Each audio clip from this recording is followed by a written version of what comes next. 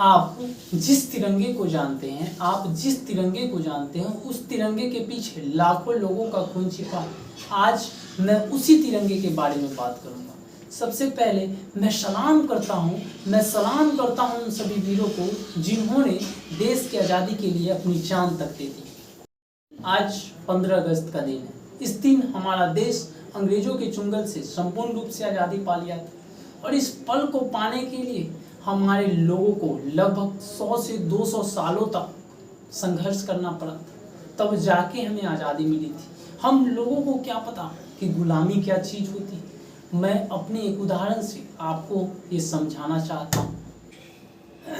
क्या होगा जब आपकी माँ को कोई आपसे छीन ले और आप पूरी तरह निहत्थे हो और आप चाह कर भी कुछ नहीं कर सकते हो, क्योंकि उनके पास नए नए आधुनिक हथियारों का जखीरा है। तो क्या आप अपनी माँ को छोड़ दोगे? नहीं, कभी नहीं।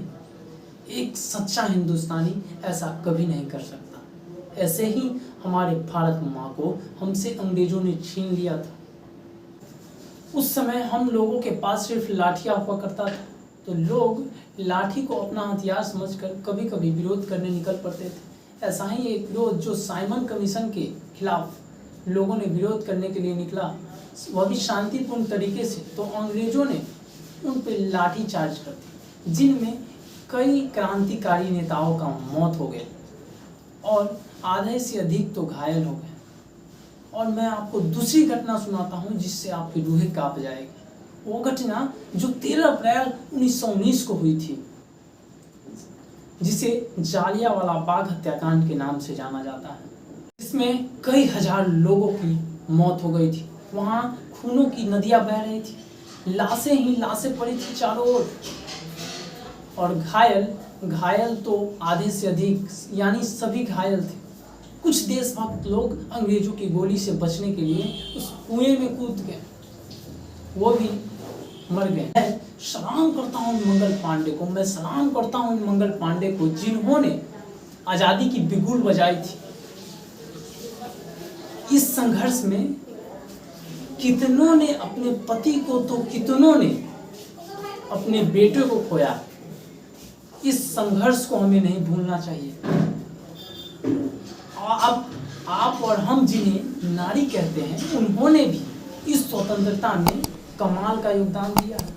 मैं सलाम करता हूँ उन वीरांगनाओं को जिन्होंने दिखा दिया कि अपनी भारत माँ को बचाने के लिए वो कुछ भी कर सकते, जैसे झांसी की रानी लक्ष्मीबाई। ये शायर उन राजाओं के लिए है जिन्हें अपने लोगों ने धोखा देकर उसके राज्य को हरवा दिया था। हमें तो अपनों ने लूटा, गैरों में कहाँ दम था, वरना हम भी बता देते कि हम हिंदुस्तानियों में कितना दम था। हमें तो गर्व है इस भारत भूमि पे जन्म लेने का, क्योंकि जो सोने की चिड़िया कहलाती थी, ऐसा देश है मेरा। जो सोने की चिड़िया कहलाती थी, ऐसा देश है मेरा। जो संतों और महापुरुषों की जन्मभूमि है, ऐसा देश है मेरा। स्वामी विवेकानंद, आर्यभट्ट जैसे ज्ञानी की जन्मभूमि है, ऐसा देश है मेरा। तो सम्राट अशोका, महाराणा प्रताप जैसे वीरों की जन्मभूमि, जो सम्राट अशोका, महाराणा प्रताप जैसे वीरों की भूमि है, ऐसा देश है मेरा। जय हिंद, जय भारत।